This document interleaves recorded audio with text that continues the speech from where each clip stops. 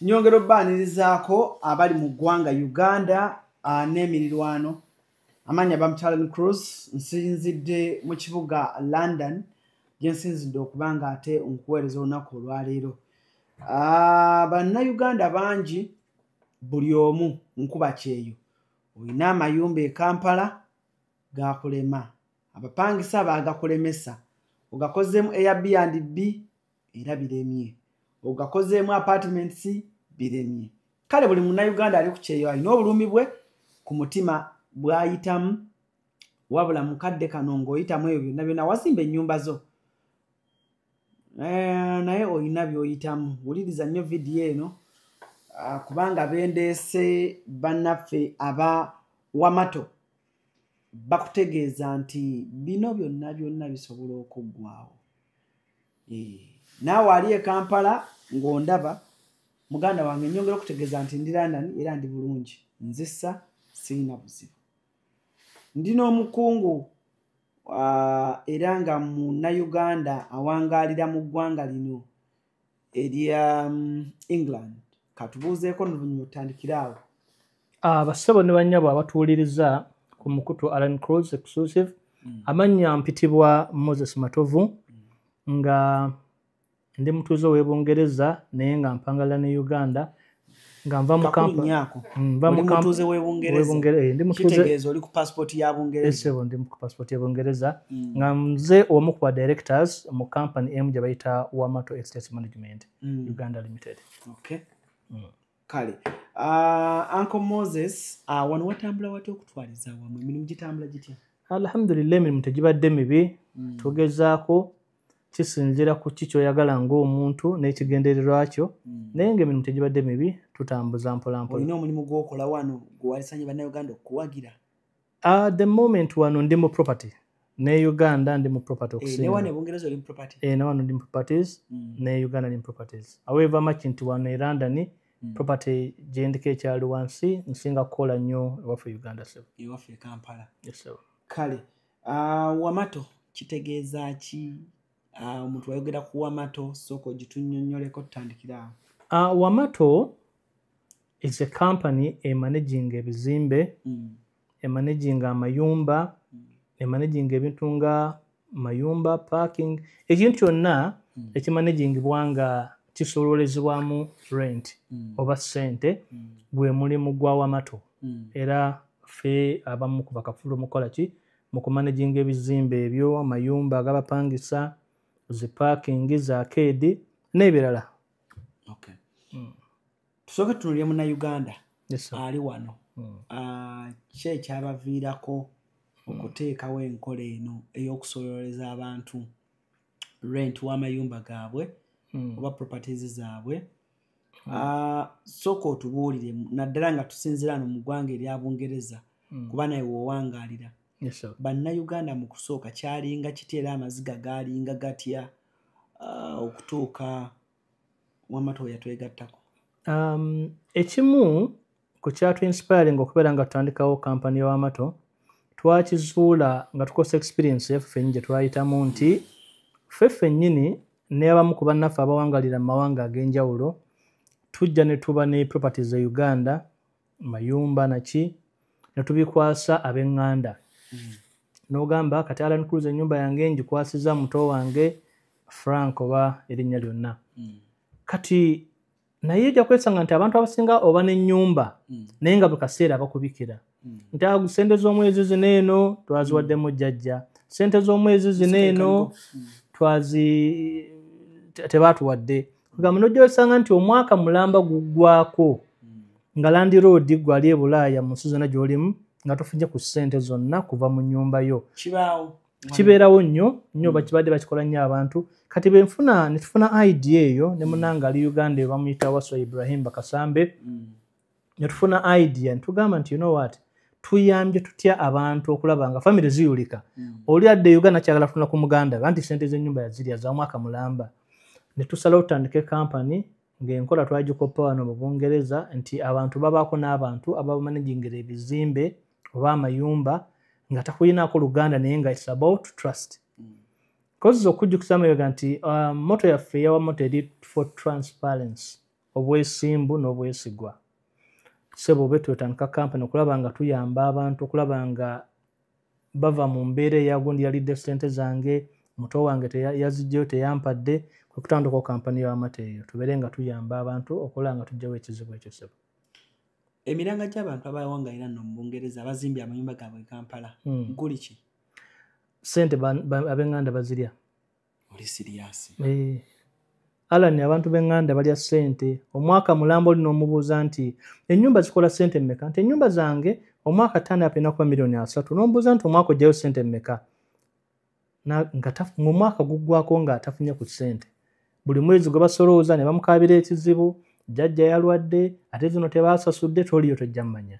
So kati ffe ab'amato ne tujja ne tumanya nti kati ffe tugenda kubeera nga tuyamba abantu okulaba nga tumanyiinga property eyo mu bwesimbu, because this is a company, because okuzaako emega nti Wamato is a registered company. Era Madina tukubuuza. It is a registered company nti in case of anything Wamato ekubibwa mu mateeka. In address Wamato tepangisa in address yayo.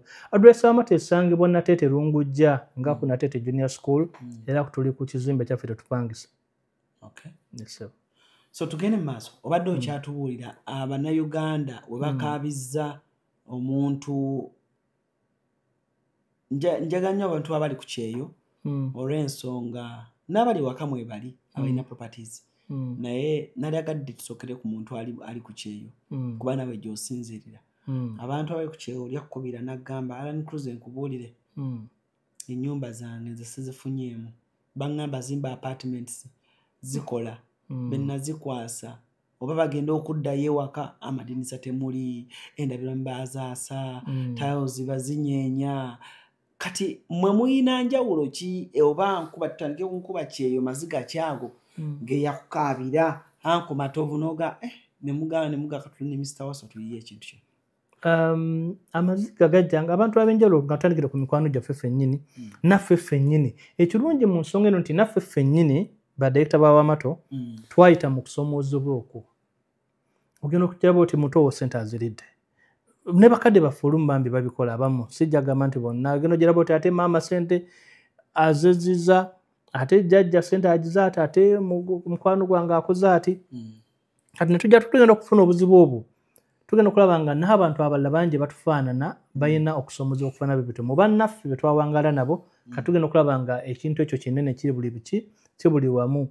By then munnange Waso ali awangalira Japan, kozangalira ku emuseezi enjawulo era n'aŋŋamba ne Japan beekityo, yawangalirako ne China n'aŋŋamba ne China beekityo. So twagenda okulaba nga abantu balina okusomoza kwekimu bantu baŋŋanda kulya ssente zaabwe kubagamba onansiba nze ndi muganda wo nze ndi jjajjaawo tolina kyogenda kunkola saakitwala ye. Kati bambi omuntu n'amala ku kyeyo emyaka gyonna nga ekizimbe weekiri naye nga tafuna kuyadde n'ekikumi. So kwe twajja idea eno okubeera nga tutandika ekintu kyo. Nkola ntya nze alina properties ayagala okubewandiisaamu era obukwakkulizo buli ki? What are the terms and conditions? Mwami Alan, tetulina nnyo obukwakkulizo buli awo bw'oyinza kugamba nti bwobuno. However, tusigning agreement. Tulina agreement zibeeranga bbiri. Tulina agreement eri wakati waffe naawe landlord. Tuba na agreement eri wakati waffe n'abapangisa abo. Nti mu agreement yaffe era oli baba tusiimye tugikusindikira n'ogiyitamu ne tudiscussinga kikyoyagala ne tutambulirawo naye nga tutambulira ku ki ku agreement. Ennyumba zonna gye ziri tetuliko nti ennyumba za ssente ntini, tetuliko mu ennyumba za ssente nnyingi. Ne bwe bana ennyumba zo nga za $5,000 ffe tujja ab'Wamato ne tukola ki ne tuziteeka over ntandika okumalijinga. Nkozi ekyenjawulo kye tulina mu Wamato abantu basinze otubenefitingamu nti bw'ojja mu Wamato ffe tukuwa ssente zo zonna omulundi gumu Alan. Anko Matovu saagala kutuvuga speed. Si speed. Saagala tuvuga speed. Si speed. Njagala tugende mpola mpola. Tugeze ennyumba zange apangisa bange basasula apartment milioni 2. So mwe mukwata milioni 2 ne muzimpa za mwaka? Normally tukikola betu tugambe nti ennyumba za Alan zikola milioni 10 omwezi. Neno wekanga nti ennaku z'omwezi ziri 29 omwezi guggweddeko abapangisa bali 5 oba 10 kwakusasulako omu. Ffe aba Wamato tukwata ssente n'ez'abatannasasula ne tuzikuwa ffe ne tubabanja okategedde ako bantu batuganyulwamu nnyo kati tugeze apartment zange za zikola milioni 10 omwezi mukata milioni zange 10 ne muzimpa omwezi tuzikuwa kati mwe munsala mmeka normally tucharginga percentage okusinziira ku distance y'ennyumba gye ziri cause twinkalinga transport n'ebigenderako tucharginga wakati wa 10 to 15% ketukujjako akakati ni paperwork service kati kukumimba mpameka ku milioni 10 tisinzira percentage batwa discussingako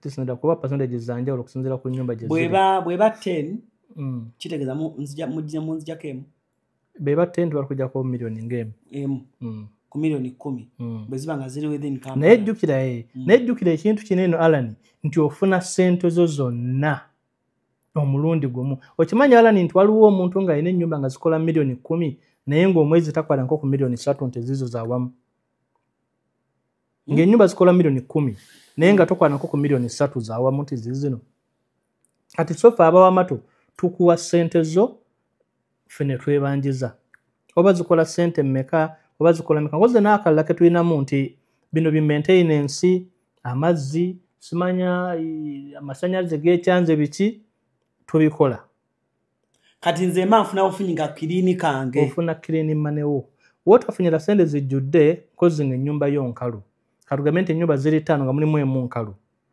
nga tere mupangisa ezo tetuzikuwa munoonyeza omupangisa tukunoonyeza omupangisa ne tumuvetinga bulungi okulaba nga asootinga ne kitegeeza nti n'omuntu ali eyo ng'anoonya ekifo ekirungi ew'okusula mufu ky'okutambuza ba brokers otubba wamatu musoera mukikolako byonna tubikolako ebyo nti nsobola okubira amatu ne mbaza naye mulinayo ennyumba saidi z'ebugoloobi byonna tubikola bulungi ebyo oba oyagala nnyumba kuba balandlodi badde batwesize nnyo twebaze Katonda tumwebaza nti abantu batwagala nnyo era batwesize nnyo n'ebizimbe nti tuyina balandlodi abasukka mu 200 wenjogera sawa zino eno tuyina properties ezisukka mu 600 all over Uganda tuyina n'ennyumba endala ziri Masaka endala ziri Luddawa ez'enjawulo mu bifo ebyenjawulo mu Uganda yonna so muli mwetolodde Uganda yonna kozi mwami Alan akala kenyinza okugamba abantu bebatuganyirwamu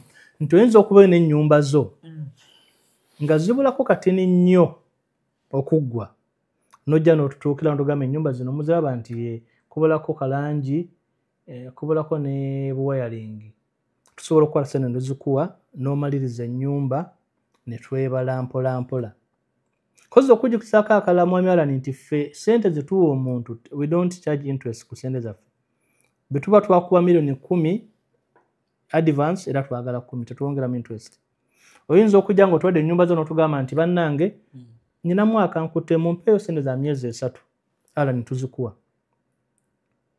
tuzikuwa nojja nti nzagala advance ya myezi 4 we give you the money n'omalirizo kya myezi 4 ffe tusolooza mpola musoloza za bbeeyi zokka tusolooza ennyumba zonna ne bebanga ennyumba eyo esasula omutwalo gumu omwezi tuzimanaginga zonna n'ez'emitwalo 5 n'ez'emmeka n'ez'omuggeto ffenna tumanaginga buli wala ennyumba yonna tugeze nina baklayanti bange abasula mu nnyumba zange naye nga bambi saagala babanja bya pisito saagala kukwata mupangisa jeeke ebyo tebinkwatako nze nga nannyini nnyumba mwemanye engeri gye kasita otukwasa ennyumba n'otugamba ennyumba nzibawadde toddamu tunulayo however kozaako kakyosaamu bw'otuwa ennyumba tetegeeza nti tatero jjaayo ennyumba ziba zizo oli waddembe okujja n'olambula ennyumba zo wooyagalira wonna n'ebya ssente totunulayo ffe tukikola ki ffe tukikwasa style of kubanja nembaga abannange zino ennyumba zange nzibawadde naye omupangisa wange oyo Deriki aludde ku nnyumba zange mukwate bulungi kakati ate tulinamu mubimu kuziba tusanga nti humanity eyo landlord agenda kujja n'agamba nti Deriki mumubanja empola naye ate landlord tugamba Deriki tumbanja empola kyokka ate gwe zo zaagala nga 3 zonna tuba tunazijjawa so Deriki tuba tulina omukwata however much we are professionals Deriki tetugenda mukwata jeeke naye tulina engeri gye tubakwatamu mpola n'obuntu bulamu ng'abantu ne batuwa akasente musula ebintu by'abantu ebweru ababanjiza abantu amayumba omuntu n'asanga ng'ebintu ebitadde ebweru olw'okuba mwamuwadde ennaku 2 ennaku 3 kyokka nze ng'omuntu ndi mulokole ennyumba zange saagala kwasayirabye mu kintu bwe kityo okubanga kibaawo newankubadde nabawa bizinensi. Before omuntu baba poliisi yaffe nti omuntu kubanja emyezi 2 ogwokusatu ennyumba oba ogifuluma lwansonga nti ffe landlord tuba tumuwa ssente ze. Kati imagine tulina abantu nga 6 properties nga 6 sawole ze tulirimu nti bwekanga nga mubanjiza abantu emyezi emingi bizinensi eba tejja kubeerawo kozi muba temulina sente zigenda sasula ki bantu. So tuteekamu kumanya amatini naye tetukasuka bintu wabweru tukuwandikira ebbaluwa nti mwami Deriki tukubanja emyezi 2 mwami Deriki tukuwadde omwezi gumu ove mu nyumba ya mukyala Nagondi beziggwako tuyita police nebeerawo tuyita LC nebeerawo netufulumya ebintu byo netugalawo ennyumba ya mukama waffe landlord kuba sente z'abazeetaaga nenga ani landlord anebo tabeerawo ffe kasito omupangisa bw'oba toliiwo tukulanga mawulire tugenda ku radio netulanga nti omwami kampani betu ne beete eranga omupangisa Deriki ow'enajja Nankumbi jangu bagenda kugulawo ennyumba yo. Kati amateeka gatuwa weeks 2 ez'okulanga weeks ezo 2 beziggwako nga tulabiseeko tugulawo ennyumba ne tujjamu ebintu tulina warehouse zaffe ne tubitereka omwo landlord ne tumudeza ennyumba ye. Landlord ne tumuwa ennyumba ye n'agikozesa kyayagala. Wow. So my experience mu mulimu guno buzibu ki omusinza okusanga n'abapangisa n'abawadde amayumba? 1 obuzibu tusinza okusanga ne ba landlords bakama baffe nti ebiseera ebisinga tugezaako nnyo okulaba nga abapangisa tuba service ennungi nti omupangisa gyagenda kukubira essimu akugambye nti mukulu w'amato ennyumba yange etonnya oba amazzi gange gayiika n'okubeera landlord n'omugamba nti omupangisa ow'ennajeera ankubidde nti amazzi gayiika landlord n'alwawo okukola ku kizibu kyani ky'omupangisa. Kati omupangisa oyo aba n'obusungu ku mutima nti nabakubira kati bagenda mu wiiki nnamba amazzi gatonnya tebatandingapo gakola kati bw'ogendayo okumubanja ssente tazikuwa. So bambi niwo omupangisa kozi nabo bantu abanyigirizibwa mu mutima baneeno baagala ssente bembakubira bagamba ebizibu byange tebabikolako. Kakati noweesanga nga landlord mfunemu obuzibu nti balandlord abasinga abayagala ssente kozi ffe tuzimuwa naye ate bali slow mu kukola ku bizibu byabaki byabapangisa kati netuba nga tufuna challenge. Ana ino kikolako wamato balandlord tetukola kintu ku nnyumba yo nga landlord nga tetufunye lukusa kati tuba tulinda tekyali mu nzikiririganya. Kati tugambe nti omupangisa akubye essimu ng'alina obuzibu n'amasannyalaze oba n'oluggi tukubira landlord ne tukugamba nti omupangisa w'egundi oluggi lwe lufu n'otuwa permission nti mukole oluggi olwo tetusobola kukola kintu no just ne butugamba ku ssimu nti oluggi mulukole tulukola tetusobola kubaako kye twetumiikiriza kukola ku nnyumba ya landlord nga takoze eki nga tatuwadde lukusa. Singa omupangisa agamba nga bw'oyogedde nti nange mwamala weeks 2 ng'amazzi gayiika wano mu nju nga nsiimuula tubiraba nnyo. How is he compensated oba how is she compensated? Toyi ebadde tekola kati ennaku zino otunuulira engeri gye bazimamu amayumba nga ne toyi wabweru tewali amaze weeks 2 toyi tekola yabayita tewali tebalabikako landlord talabikako oba oli awo nammwe ng'abantu kuba ensi yaffe ekyakula mwaluddewo okujja omupangisa oyo bw'aba aluddewo basasula n'agamba musoke mumbuulire weeks 2 how is he compensated? Normally landlord takiriimu ebiseera ebisinga twencountinga embeera efaanana byetu however twakizuula nti the only way okuavoidinga embeera efaanana byetu is singa omupangisa janatuukira nga alina ekizibu nga kiri within our means tufuba nnyo okulaba nga tukola ekizibu ekyo tuleme kufuna buzibu wali mu maaso nga tulimye sente zaffe. So ebizibu tetera bifuna nnyo kozi tupapa nnyo okulaba nga tukola ki kuba tumanyi nti ajja kwekwasa mbu tebaakola mazzi gange sigenda bbawa ssente kati so twanguwa nnyo landlord tumunoonya netunoonya ne ba next of kin okulaba nga tukola ku kizibu ekyo. Era landlord oba talina ssente nkozi zaala ne akalala. Landlord oba talina ssente otugamba nti mukole ebintu ebyo nja basasula ffe tubikola. Then landlord oluvannyuma n'atusasula naye nga ffe tubikola ssente zibeerayo zibikola. So teturafuna buzibu obwo tubikola. Tusanga obuzibu bwa omuntu agambye landlord yatugamba ssente bwe ziti nga tuyingira. Kituuka ekiseera nga baagala okwongeza. Kati njogera ku bannannyini mayumba. Wamato yeeyongeza, landlord yayongeza amayumba. Mukozi okuddamu ekyo ekibuuzo mwami Alani, Wamato teyina buyinza bwongeza nnyumba za landlord. Landlord ye yekka alina obuyinza obwongeza ennyumba ze. Era atuwandiikira oba atukubira n'atugamba nti ennyumba zange zibadde z'emitwalo 35 okutandika n'omwezi ogujja za mitwalo 38. Mukozi neekera okujjukizaako abantu baffe abatakimanyi nti mu mateeka agafuga ebizimbe olina percentage gy'otalina kusussa kuwongeza. Yes. Tolina kwongeza nnyumba kusussa ku 2% mu mateeka agafuga eggwanga. Uganda? Yes. Tosobola kubeera n'ogamba nti nnyumba ya mitwalo 3 ti nze njagala 5. Tekisoboka. Tokkirizibwa kwongeza nnyumba kusooka ku 2%. Ate n'eyo 2% tokkirizibwa amateeka gagamba nti ennyumba ogyongeza oluvannyuma lwa myaka 5. Nga kisinziira nga yiyo obanga yange. Abatulaba ng'ennyumba yo ssebo naye kati ate kubanga bwe ziba nga zangaala ni cruise. Tolina ngeri gy'oŋŋamba nti toyongeza. Tufuna nnyo obuzibu obwo naye nti tugezaako ebiseera okulaba nga tugoberera amateeka agafuga eggwanga. So tukunyonya landlord ne tumanya nti ennyumba zizo naye ate waliwo n'amateeka agafuga ki? Agafuga eggwanga.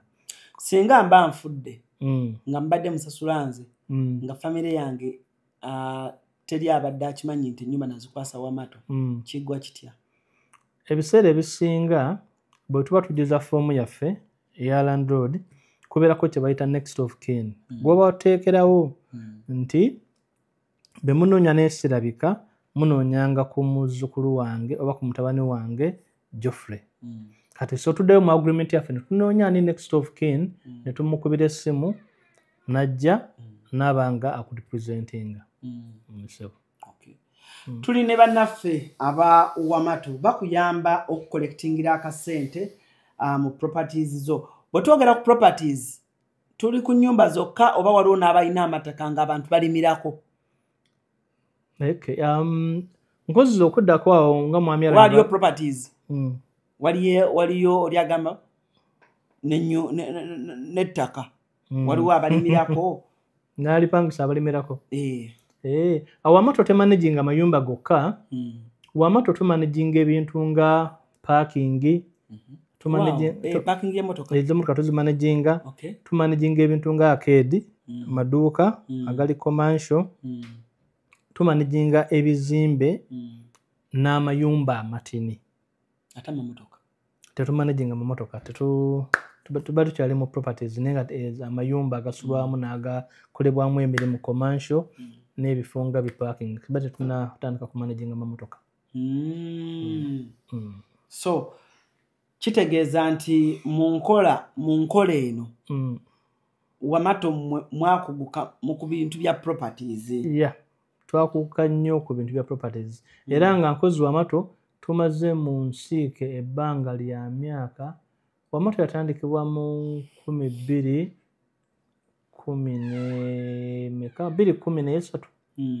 So tulina experience etumala kati tusukka mu myaka 10.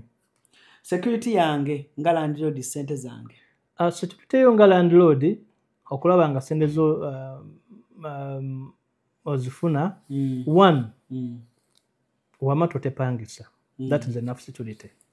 Two, Wamato eri established. One, it is registered. Osobola ogikibirako mu company house mweri. Two, Wamato ya basajja, tuli basajja bannaddiini kyekisooka. Ekyokulala nti Wamato endagaano gy'okola nayo, agreement gye tukola naawe, eba ya mwaka. However, endagaano eyo osobola ogitaminatinga at any time.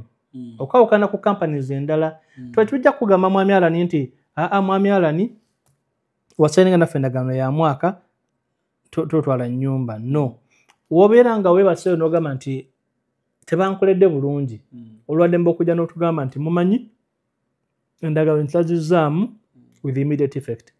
Kati so mu mbeera tujja kwesanga tewali byakusasula, tewali musayi byensasula. Tetulina kyekusasuza.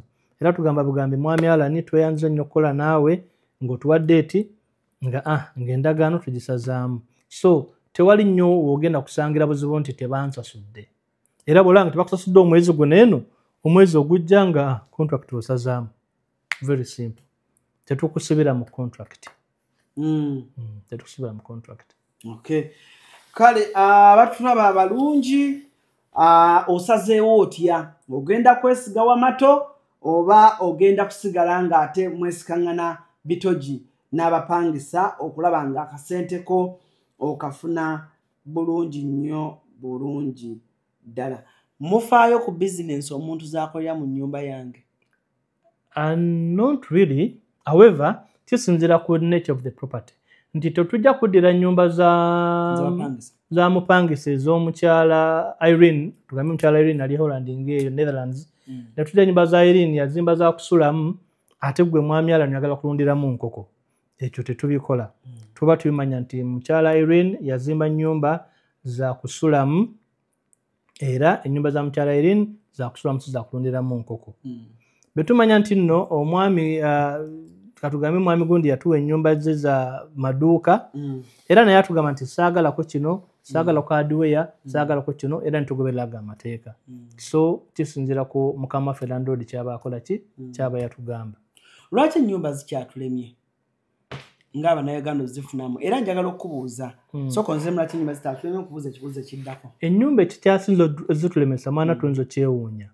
Okimanyi nti abantu baffe bennyini be basinza otulemesa ennyumba?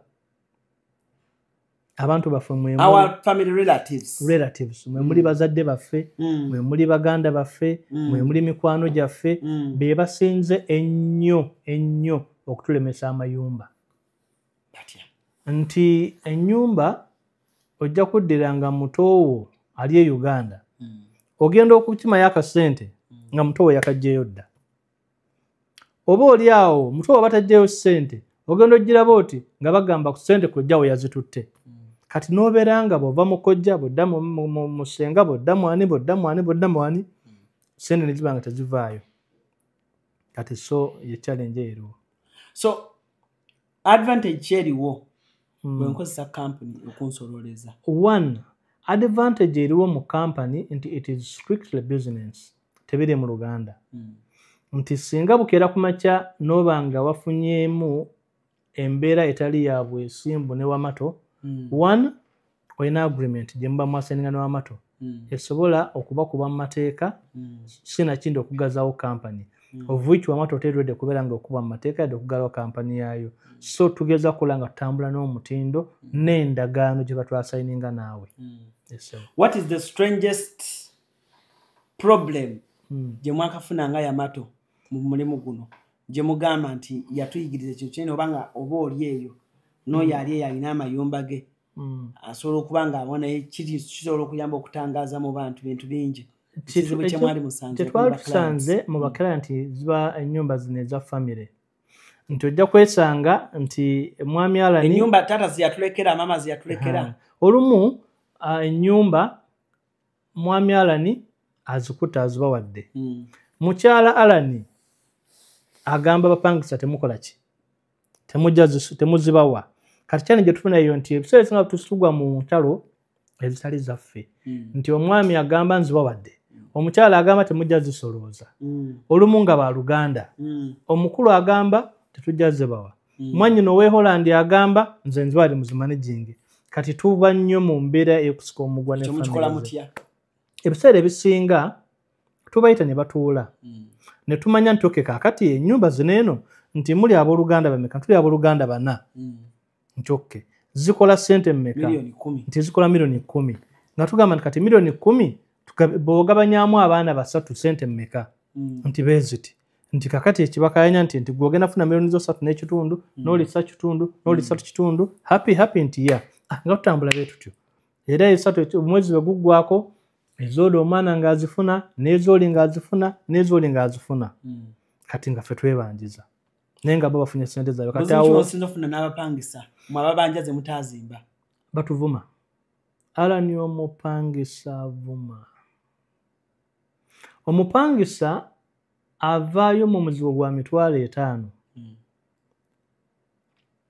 n'akuvuma tugambe kati ngaffe abamu mungu yatusaasira nti tetuli bubi nnyo kyekisinga obukulu n'akuvuma ne Range Rover gye wajjiddemu n'olula ng'oyagala girekaawo n'akuvuma n'akola ki n'akunkumula so obuzibu tusinga okufuna nti abapangisa bavuma nnyo n'okuba bakuba bakuba omupangisa avaayo gw'ogenza okubanja 10,000 ng'amanyi ddala omubanja navaayo ne Jambiya kati so tulina challenge eyo bavuma bakuba bawemula bawaayiriza omupangisa ogenda ogira oti agenda gamba nti omwana wamwe abadde ankutte kuba abakozi tulina ddala abakozi basukka mu 50 ababanja mu mayumba tugenda tubasinika nga babanja bayingira munda tebakkirizibwa kuyingira munda kozi gwali awo yenna atuwuliriza tewali muntu wa kampani akkirizibwa kuyingira mu nnyumba ayina kukoma wabweru era abaana baffe tebayingira mu nnyumba z'abantu munda bakoma wabweru talo lubeera wabweru awo naye oluvannyuma tuli professional bw'olaba ng'omuntu atabuse you withdraw n'okuma olunaku olulala maybe nga kakkanye oba ne mutambula so bannaffe aba wamato batuwe ku nnamba yaabwe nze nga nandyagadde bakozesa mu properties zange nkozi aba wamato tulina ennamba eziwererako ddala tulina ennamba eya WhatsApp nga eri +44 74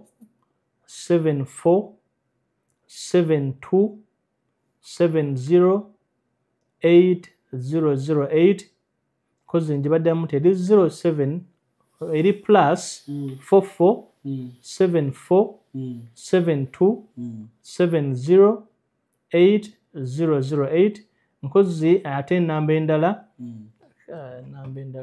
ani abawa transport ogenda olambula properties zange ffe tuwa transport tuba nayo bwe mba ndi wano London neŋŋaani naye ennyumba zange ziri Kasese mbadde nsaba mugende muzirabe then mumbuulire vale ffe twe transportinga ebyo nayo n'expense zibeerako ffe ennyumba zange ozima temuziriimu bantu tunoonyeza abantu abazibeeramu tukumakinga sure nti ennyumba zo tulina ozinoonyezaamu abantu ne baziyingira kuba ate tuli balungi nnyo mu ogwo omulimu ogw'oku marketing ffe abalina Airbnb mutukola mutya nazo tusobola zimanaginga sebo Airbnb tusobola zimanaginga nazo ne hotels tuzimanaginga nazo tusobola zimanaginga mbadde nkyawasomera ennamba y'essimu tulina MTN eri 078 31 44 461 then njiddamu eri 783 14 44 61 ne tuba ne Airtel eri 755 42 9 19 kale tweyanzenge bannaffe abawamato olina kyewandyagadde okubanga ate otuwaayokko nkozi okwanga kugenda kuba kusiima abalandlords baffe bonna betutambule nabo emyaka gyonna tulina abalandlords alani okuva mu nsi ez'enjawulo Holland kozi ntuusa okutumirako ku balandlord baffe waliwo omukyala Irene ali Holland eyo waliwo omwami ali Japan eyo bamuyita mwami Kinene tulina abalandlords okuva e Bungereza mukyala bangi sijabamenya bangi nnyo tulina bangi nnyo naye nga babawagidde bulungi nkozi ntumirako omu ku balandlords baffe amuyita Mama Farida mu East London yawo nkutumidde nnyo ne ntumira ne balandlords baffe bonna gye bali kuba bangi nnyo sijja kumenya mama wange adijaawe Croydon naye ayina akazigo ke mama wo ayina akazigo ke entebe eyo ffe tukamanaginga mujjukidde mukyala adijja nkutumidde nnyabo owe Croydon tukutumidde nnyo obuzigo bwa maama wo omukyala adijja tukutumidde nnyo mutumidde nnyo bambi kyala wa kisa yangabula awo nga tuli Croydon awo yatuwa business mukyala Dijo oyo tumutumiddeko nnyo naye n'abalala bangi nnyo balandolizi baffe mwebaze tuteekamu weesigwa mbakakasa tujja genda mu maaso n'okubeera nga tubaweereza n'obwesimbu enkola eno Abannayuganda bagiyize nnyo bagenze bajjatanyira kuzibaako okulwanagana n'ab'eŋŋanda ayagala okulekeraawo okulwanagana n'ab'eŋŋanda n'okukyawagana n'okubula abanaakuziika ennyumba ziwe kampani otherwise ojja kubula abanaakuziika akasemba nga tuva wano olutalo lwali ku TikTok naye kati mwe abali mu sisitemu y'amayumba oli ng'agamba sooka ozimbe ennyumba y'okusulamu oba zimba ez'abapangisa akabuuzo ako njagala okukakubuuza nkomooze nga tetunnasiibula gw'oli ku kyeyo ate otera nodda ewaka ate ekirungi mulimu properties experience gy'olina magezi ge wandiwadde omunnayuganda atulaba olunaku lwaliro amagezi ge dandiwadde munnayuganda ali ku kyeyo n'ali ewaka ndowooza kyandibadde kirungi omuntu n'osooka otereeza ennyingiza nga tunnatereeza nfulumya kati awo ngenda kalekaawo sijja kalambulula nnyo naye kyandibadde kirungi n'otereeza ennyingiza oluvannyuma n'omaliriza n'enfulumya kati awo akategedde tereeza business eyingiza kuba bw'ofuna ssente okuzimba n'okugula w'oyagala kyangu nnyo tweyanze bulijjo nkuliza buulizi naye abantu berenda nti temunkoze bulungi teri antutteko Manchester kinkola bubi nnyo nnyo bulwenzi jana abantu mmwe ne mutatwalako Manchester bambi omulundi omulala gw'onajja sobo tujja kutwala weyamye neyamye okutwala era abantu beneyama okutwala kasuku ndowooza tokyamanja sobo kyamanja kasuku namutwala e Manchester nalaba omupiira kasuku solowooza nti akyamanja omundabira nnyo oba omulabyeko anti Suma afande Suma awo emakindi ewaffe ajja ku papazi ne tujja ku kamera naye nkutumidde nnyo nsinzidde wano London olunaku olwaliro munnanga afande Sumaya mukwano gwange musirikale ali waffe Uganda oyinza okatomumanyi mukyala oyo mulaba mukyala mulungi tera omulaba mukyala w'amaanyi mukwano gwange ate ng'era atubadde bulungi era katumale kano akalulu tusaba bamwongezeeko ku ddaala amiina nange musabira nnyo bamwongezeeko ku ddaala ate ebintu bibeere nga tubifuna masafu bw'oba ozze Uganda omundabira nnyo mugamba nti era nde nasanzeyo omwami akwagala nnyo be bamu ku bafande abakola omulimu gwabwe ng'abasirikale simuli wanguzi naye akolera abantu so afande Sumaya nkutumiddeko nnyo mukwano gwange omulungi abali e Uganda ekigambo nawulidde kitukonka kingi nnyo Alan Cruiser nadda tadde yalalidde teyalalidde yabombye teyabombye baganda bange njagala ne wabulidde nabirabye baganda bange njagala obategeeza nti mwe mukola mubere kuwola bonna be Kampala manye nakomyewo bw'otandaba manye nabombye bano be batukolonizinga so emba ndi wano era ndi waka mukitegedde bulungi nnyo ate okulwalira tekuliimu buzibu bannange mundeke wema ndalidde ndeka sire bulungi mweraba batumidde nnyo